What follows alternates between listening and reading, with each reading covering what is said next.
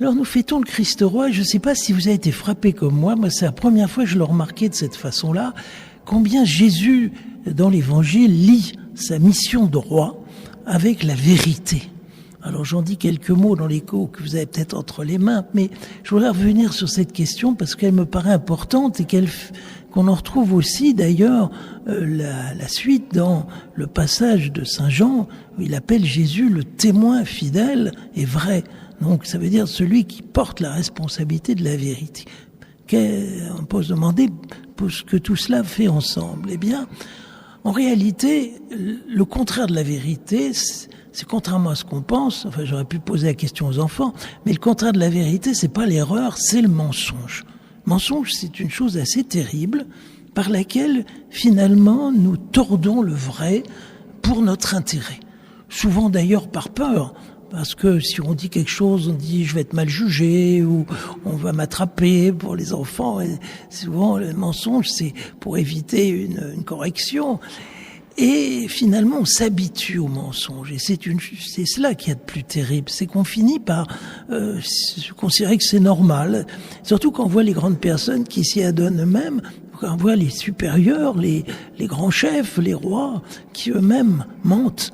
Et à ce moment-là, eh bien, ça paraît normal, mais tout est faux. Tout devient faux. Et les gens qui ont vécu dans des régimes totalitaires disent que, au fond, c'était un régime de mensonges et que on pouvait pas en sortir sauf avoir un grand courage et oser dire la vérité. Mais alors à ce moment-là, généralement, on le payait cher. Mais un contexte dans lequel finalement tout le monde dit bah oui c'est comme ça et puis on en rajoute et à la fin il faudrait un courage effectivement extraordinaire pour oser aller contre cela. Surtout qu'à la fin on finit par penser que c'est vrai. On finit presque par s'y habituer. On finit par considérer que le faux n'est pas si faux que ça. Et en tout cas, puisque tout le monde le dit, on finit par le penser soi-même, ce qui est un abaissement du cœur et de l'esprit terrible. Alors, mes frères, si Jésus aujourd'hui se présente à nous comme le roi de vérité, celui qui peut dire « Je suis venu dans le monde pour porter témoignage à la vérité », c'est que lui-même a visiblement dit la vérité. Il a dit la vérité devant Pilate, bien sûr, et on voit bien que cette exigence de vérité, chez lui, ça va jusqu'à dire à Pilate, mais ce que tu me demandes là, tu le dis toi-même ou d'autres l'ont-ils dit? Vous vous rendez compte? Un accusé, quelqu'un qui dépend tout entier de l'autorité du procurateur en l'occurrence, et qui va contester sa question en lui disant, mais pourquoi tu me poses cette question? Est-ce que par hasard tu serais pas en train de répéter ce que tu as entendu et auquel tu ne accordes peut-être pas toi-même beaucoup de crédit? Il faut un courage terrible pour faire ça quand on est dans la position où se trouve Jésus. Et puis, tout au long de sa vie, eh bien, il n'a pas cessé justement de contester toutes ces manières de penser, toutes ces manières de vivre qui se prétendaient pieuses, qui prétendaient être fidèles à la loi, qui prétendaient aller dans le bon sens, mais qui étaient en fait des opinions mal assurées, et puis surtout une manière de justifier soi-même, de justifier ses goûts, ses préférences, ses habitudes. Sans cesse, Jésus s'est trouvé en conflit avec ces contrefaçons de la vérité. Et avec quelle force et avec quel courage il n'a pas cessé de redresser toutes ces choses qui étaient inexactes. Quand il voit que on s'est habitué à considérer que, par exemple, un lépreux était un être impur parce qu'il avait une maladie qui le rendait socialement infréquentable, eh bien, il a courage de montrer que c'était pas vrai, que c'était un malheur sans doute qui arrivait à ce pauvre homme, que peut-être on avait le droit de s'en protéger pour éviter la contagion, mais qu'en tout cas ça ne donnait aucune raison de le considérer comme un être impur et séparé de Dieu. Au contraire, Dieu avait sans doute beaucoup plus de miséricorde pour lui que pour d'autres à cause de son mal même. Eh bien, à chaque instant, Jésus a fait cela. Et finalement, sur la croix, eh bien, il vient porter au maximum cette revendication de la vérité. Parce que finalement, c'est la figure même de Dieu qui est en jeu. derrière toutes ces contrefaçons, c'est de faire de Dieu cet être à la fois tout puissant, mais finalement peu soucieux des hommes, ce Dieu qui poursuit sa propre politique, si on peut dire, sans considérer beaucoup ceux qui sont en dessous de lui. C'est cette vision d'un Dieu indifférent à la souffrance humaine, c'est d'un Dieu dont la souveraineté est celle simplement d'un maître, mais qui n'a pas vraiment le souci de ceux dont il s'est chargé en les mettant au monde. Eh bien, Jésus a protesté contre cela. Et on peut dire que sa protestation atteint son point culminant précisément au moment où il semblait avoir tort, où les événements semblaient donner raison aux autres et dire tu vois bien, t'as eu tort de croire que t'étais envoyé de lui, tu as eu tort de prétendre que tu avais une mission, tu avais tort de faire que de dire que tout ce que tu faisais était en son nom. Tu vois bien, il te désavoue, il te laisse tomber. C'est le moment où il est le plus absent. Et Jésus a continué à dire non, ce n'est pas vrai tout ça. Je sais que le Père m'aime, je sais que le Père m'a confié ce rôle et je vais jusqu'au bout. Alors, si Jésus est ainsi ce témoin fidèle, et nous voyons bien ce que ça veut dire d'être ce témoin fidèle, nous voyons aussi par le fait même comment nous pouvons rentrer dans son royaume, comment nous pouvons être ses sujets, nous pouvons être les fidèles de son royaume. C'est en disant nous-mêmes la vérité. Et sur tous les plans, bien sûr, mais aussi et d'abord sur celui de la foi. Il faut revenir à ce fait fondamental que notre appartenance à l'Église, notre vie chrétienne, eh bien, c'est d'abord de dire le vrai.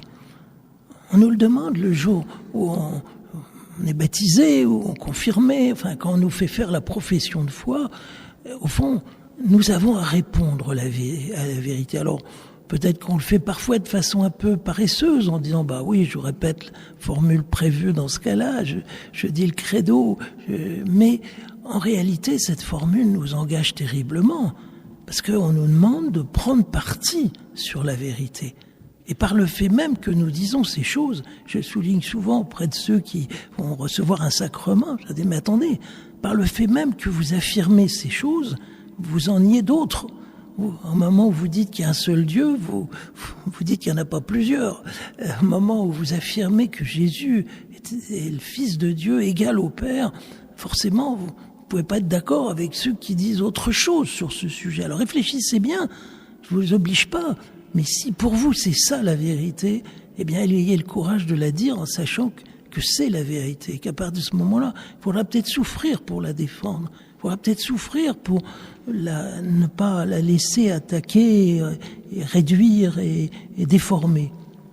Eh bien, nous entrons dans le christianisme, nous entrons dans la vie chrétienne, nous entrons dans la messe même, puisque nous allons dire tout à l'heure le credo, en affirmant qu'un certain nombre de choses sont la vérité. Nul n'est obligé de le faire, mais si nous le faisons, si nous avons reconnu là la vérité, si nous avons eu le souci de creuser suffisamment la question pour dire oui, c'est ça la vérité, eh bien, à partir de ce moment-là, nous devrons lui être fidèles, nous devrons la défendre, nous devrions aussi la faire fructifier pour pas que ça soit des mots seulement, mais que nous voyons derrière ces mots toutes sortes de choses importantes que nous avons à connaître. Et si nous rentrons dans la vie chrétienne par cela, par cette profession de la vérité, eh bien nous y restons aussi par là.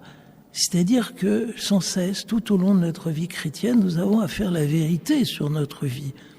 Et c'est le sens de notre examen de conscience, c'est-à-dire d'accepter que peut-être Dieu, Jésus, est sur nous une échelle de valeurs, des idées, des projets qui ne correspondent pas tout à fait avec ce que nous faisons spontanément, avec nos habitudes, nos goûts, nos préférences, nos peurs. Et finalement, il a peut-être sur nous une certaine vision que nous ne partageons pas et face à laquelle nous restons dans le mensonge. C'est-à-dire que, disons, oui, je suis Jésus, je suis chrétien, je vais à la messe, mais finalement, nous habituons à penser autrement que lui. Nous habituons à à nous laisser conduire par d'autres valeurs que les siennes. Et à cause de ça, nous nous cachons, nous nous dissimulons. Et ne trompons pas, c'est grave. C'est grave de découvrir un jour, comme ça arrive, que des gens ont pu pendant de longues années avoir tout l'extérieur d'un chrétien et en réalité s'être menti à eux-mêmes sur le bien et le mal. Je prends un exemple entre mille, mais je pourrais en prendre des plus concrets, mais celui-là de quelqu'un dont j'ai découvert un jour que depuis toujours, eh bien, il se tirait les cartes, il consultait les voyants, il cherchait à savoir l'avenir par des moyens bizarres, et qu'il n'était sur ce point pas du tout dans la vérité vis-à-vis du Christ, dont il affirmait pourtant apparemment, des lèvres au moins, qu'il était le maître de la vie et de la mort. Donc, nous vivons facilement dans autre chose que la vérité. Et notre examen de conscience, il faut demander avant de le faire d'être vraiment dans cette vérité. Et là encore, de bannir la peur. Cette peur qui fait que on se dise oui, mais si je le reconnais, si j'essaie de ne plus le faire, eh bien, qu'est-ce qui va m'arriver ? Je vais être en difficulté, des gens avec qui je suis d'accord, lesquels je ne pourrais plus être tout à fait d'accord. Il y a une manière de vivre que je devrais abandonner. Il y a quelque chose qui va me gêner, me déranger. Mais heureuse vérité, bien plus libérante que tous les rêves, toutes les illusions que nous pouvons nous forger. Alors voulez-vous que nous implorions au cours de cette messe le Dieu de toute vérité, que nous demandions vraiment de venir en nous et d'étendre son règne sur nous, que ce peuple libéré de la servitude, comme disait la prière du début de la messe, s'avance vers lui dans la confiance, dans l'abandon, dans la sécurité, parce que nous savons que si lui est la vérité, il saura nous y garder. Amen.